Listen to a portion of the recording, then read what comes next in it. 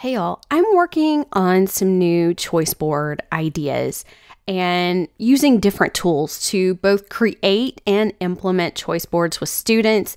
And I have been playing around with Book Creator, and I think you're going to love this. I've got some new ideas to share with you and really want to show you how powerful this tool can be for both the teacher and the student. So if you're not familiar with Book Creator, you can go to bookcreator.com and create a free account for teachers. And it's really quite intuitive and easy to use, but I want to show you kind of where my brain started going with this, because Book Creator is meant to create books. And within these books, though, you have lots of different types of media, interactivity, and things that you can do with your students.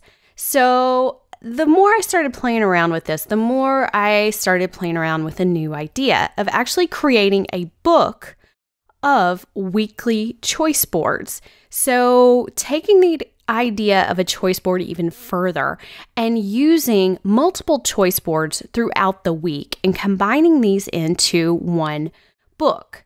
Now, I have created several pages here just to show you some things that I'm playing around with.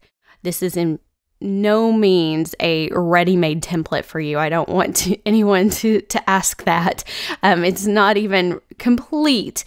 Some of the demos and things that I have is really just a sandbox to show you some ideas.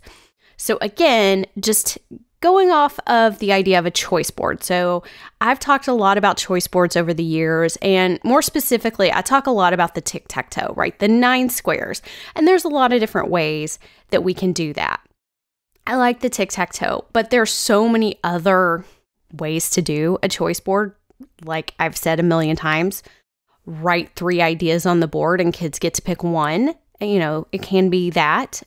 So it can be pick 1, it can be pick 2, it can be pick 3.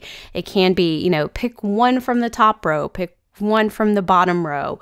Lots of different ways just to build in that choice. It doesn't have to be a free-for-all, and it doesn't have to be complicated. So this idea, again, is just kind of packaging the week's work in choice boards. It doesn't mean everything you're going to do that week is in a choice board, but just packaging it together and offering the choice, not just during that one day and one activity, but throughout the week. So let me show you the bell ringer choice board. So bell ringers, we do these in just about every secondary classroom I've ever been in. I'm sure some elementary teachers do this as well. And it's just that period of time where we're trying to get kids settled before class starts and the bell rings. And it's definitely something that I used to do in my middle school language arts classroom. And I thought, what if we have 6 bell ringers to choose from for the week? Okay, so essentially they're going to do all of them but one. Now, I could add more, but again, keep in mind when you overwhelm them with choice, then they don't make a decision. So this still may be hard with kids who've never had choice before, but I think this is something you could work up to. And I did this just for a history or social studies activity. And I went to the webpage on history.com about this day in history and basically pulled different events for each day of the week. And I called it this week in history. Now, yeah, they could find out what happened today, but, it's not necessarily that we have to know exactly what happened on each day, but more that we are touching on some historical moments. And, here, even though this is historical, it is crossing over into my language arts background here with Edgar Allan Poe's birth. And they're just articles. So each one of these is linked. Open the link and go read the article. Of course, I'm in an editing mode. This is very different than when we are in the play mode that students would use. So it is a lot more clear when you're clicking on the link to open that.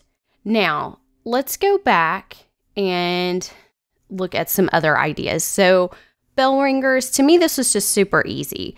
You might have several different versions of a math problem that kids are doing for a bell ringer, and just to give them some choice. Now you can do this by day, you can do this by week.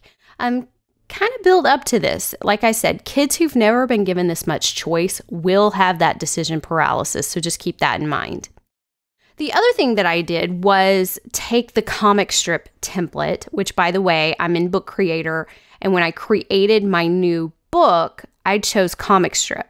And that is the only way you can access some of these things. So I thought that the comic strip boxes would actually play well for the choices in my choice board. And this particular one is just a pick two. And I didn't really have a lot of room for my directions. I would probably add that in somewhere or add it as a comment. But essentially what I want students to do here is to pick one from the top and one from the bottom. So they are picking two, but they're picking from each. And I wanted to demonstrate some of the features here that you can use inside of Book Creator. And I actually pulled this content on the top row from my friend Sarah Kiefer. She shared one of her Google Slides choice boards with me, and I just needed some content to kind of play with. So again, we've kind of got a history here. This is Civil War stuff. And each one of these choices is a link to a template in Google. So, the directions are to, let's go ahead and play. And I'm going to turn off side by side so we can just look at this one. This is just going to link to that template where kids will go make a copy and do this. So this is a comparison between North and South. This is a timeline template, same thing, Google Slides. And then a Civil War profile. Oops, looks like we don't have permission for that one. Doesn't matter. We're not concentrating on the actual content right now, but just the idea of here are three kind of similar types of activities to learn about people and time and comparing North and South, learning more about the Civil War. Down below, I wanted to demonstrate the ability to embed video. So I pulled 3 videos relatively close to the same time. Like that was a little bit difficult for what I was trying to do. And just added these here so students could go deeper into some stories from the Civil War. And you can play the videos very easily inside of Book Creator. So it just pops open, really easy to use. Now, let me show you too. I'm going to go back into edit mode because when you're using this comic strip option, you do have all of these different panel types to choose from. So there are lots of different ways that you could use this to kind of save yourself some time in building different choices in there. Now, I didn't necessarily have my 9 grid in this particular one, but I'll show you how I did that one in just a second. These are your options when you're inserting. So when you are in the comic strip, you not only have the layout, but you've got your little speech bubbles and you've got your Boom Pal crash little stickers that you can put on there. And so that was how I used this for the pick 2. And you can add all of these things here. So you can add images. So you can search for images. These come from a Pixabay, or you can upload images from your computer. And then, of course, you've got the camera. So you can use your webcam to take a picture or a video. There's also a way to connect it to your phone, which is super cool. And then you've got the pen tool, so you can draw and you can do auto draw. I'm going to show you that in just a second too. And then we can add text, which is all I did right here to add these. These are text boxes, and you can see it's a very simple text box. And then I highlight the words and add the link to the template. Super easy. And then, of course, this last one, which you actually can see on the screen, is to record your voice. And I think this is an awesome addition to a choice board, especially when you're limited with how much you can fit inside a little box, right? When you're doing this style of choice board. And you can actually record your voice and students can play that and hear that read aloud. So you could add additional information with that. Of course, you could do the video too, but I am a fan of using that audio, and kids like to hear your voice. That's super, super helpful. And then we've got shapes, and we have more. And I'm going to get into some of these other things when we look at a couple of other pages in this book. So, we've got the bell ringer, we've got a pick two, and then I took my novel study TicTacToe and converted it into Book Creator. So I did use the background from the comic strip, but like I said, I didn't have a panel with my 9 squares that I needed for TicTacToe. So all I did was use the shapes. I kind of picked a shape, this right here, and figured out, approximately how I could fit 3 by 3 on here. And then I just changed the colors to make it really colorful. And because I had already written this in Google Docs, I just copied and pasted my directions in here. This one doesn't have anything else, no fancy links. It is just straight up what you need. Although the directions in number 5 would be to have a collaborative slide deck that is linked here for students to work in. But lots of different ways that you could do this and fit different types of activities into your choice board. So again, going from the idea of a weekly book of choice boards. And like I said, this is not for any particular class. You've already seen we have hit on some history and some language arts. So if you're, in elementary teaching multiple subject areas, you could have different choice boards for different subject areas. If you were in secondary, of course, you can have those bell ringers, and you can have the different things that you may be working on. Maybe you've got reader-writer workshop, or you've got science labs, or you've got other things going on, and you can create different styles of choice boards. Y'all know I love TicTacToe, but kids are going to get tired of if you just keep doing the same one over and over. But lots of different ways to approach this.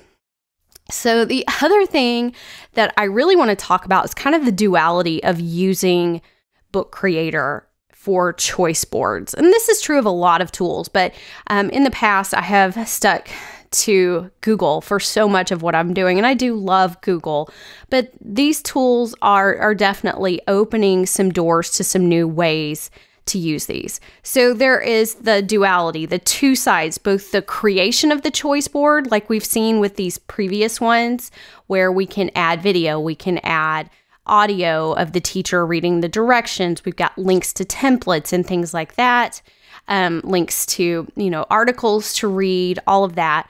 And then we have the response of the student, what they're doing or creating that is the choice that they've made. So I'm just going to call this a response, a choice response, and choice response ideas that students can do inside of Book Creator.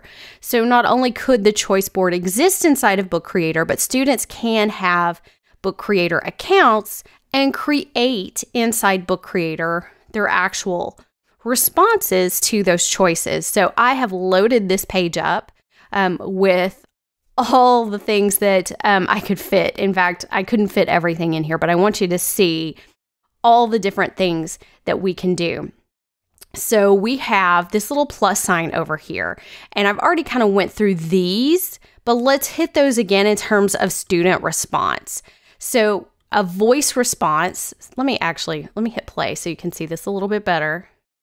And let's turn off side by side. So we've got the option to have the student respond with their voice or respond with the webcam. So that could be the student speaking into the camera. That could be a still photo, a selfie. It could also be a student holding up a piece of paper where they worked out their math problem. It could be a video of their science project. It could be lots of different things. So we've got the voice response, we've got the webcam, still or video responses. Then we have the ability to insert images, remember? So an image could be a response. Then we can add a million things on top of that image. It could be annotated. It could come to life. We could be labeling things. We can give the life cycle of an animal or the water cycle. Lots of different ways that we can use these images and illustrate different things. I'm going to get to some of these. They're not in no particular order, by the way, so I'm just kind of randomly hitting on these. We also have the ability to comment inside of Book Creator. So students can respond using emojis and stickers and comments, along with that video and audio response as well. Then we have some speech to text. So inside of the text box that I showed you earlier, in the top right, there's a little microphone. So you can actually record and have it change that audio into text and add that in there. So that's a great accessibility feature. It is also just super handy because most of us talk faster than we type. I talk a lot about using speech to text or voice typing and how that can be useful for pretty much everyone and every student. We've seen the comic strip. By the way, this is another comic strip that I've just loaded up. We can have a comic strip be a choice on the choice board. I love comic strips. It's a choice on my novel study one, and it is a digital storytelling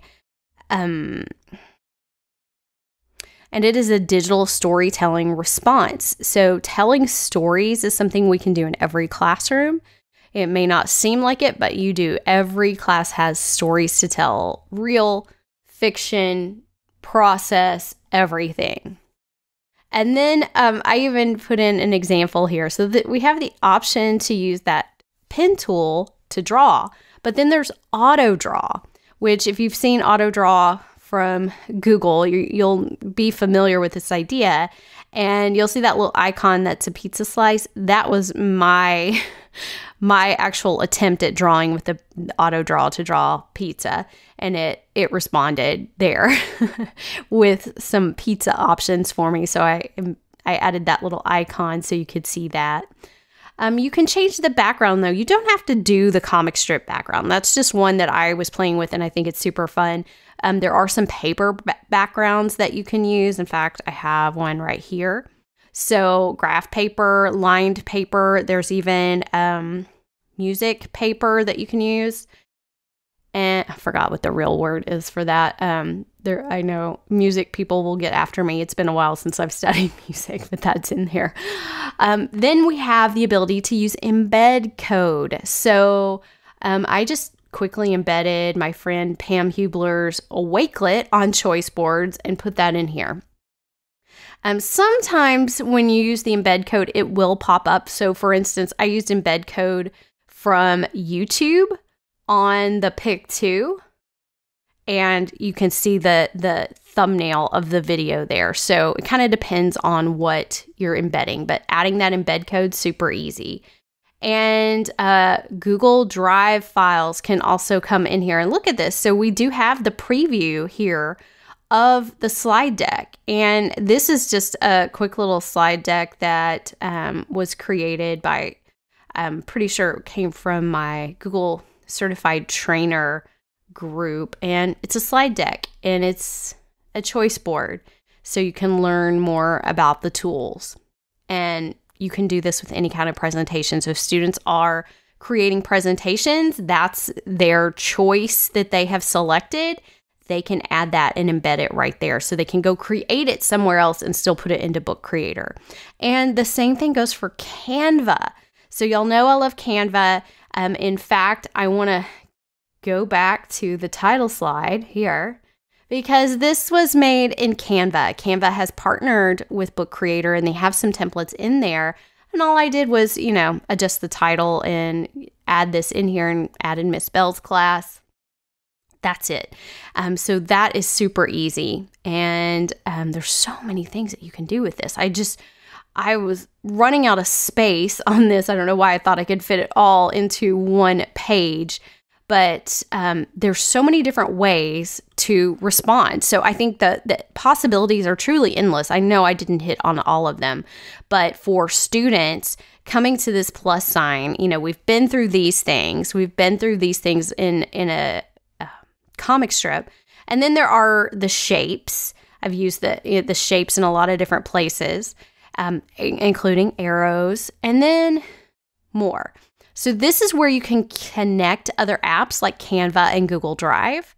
There are animated emojis. You can see my little smiley face down here. You can connect and upload outside files. They don't have to just be Google. And then this is where you would copy and paste that embed code that you would get from somewhere else like YouTube or Flipgrid or wherever you're getting it. So those things are all hidden right here. And it's just super easy to use. I think that students and teachers can do a lot with this platform, not just with choice boards, but I think the idea of sort of packaging your choice boards for the week, and maybe it's not even the week. I mean, it could even be for the month, and you're going to do one thing, once a week. But it is kind of nice. And, sometimes teachers are afraid that students will work ahead. I'm not so afraid of that, especially with the types of things that students might be selecting, as long as we're facilitating and really trying to make sure they're doing what they're supposed to be doing in class. And lots of different ways, again, to use this. And I'm very curious if anyone tries Book Creator, or you try this idea of creating a book of weekly choice boards, how it works for you. So I hope you like this video. I hope you learned something new about choice boards and about Book Creator. And I hope you will go to bookcreator.com, go create an account and go check it out. Let me know what you think. Bye, y'all.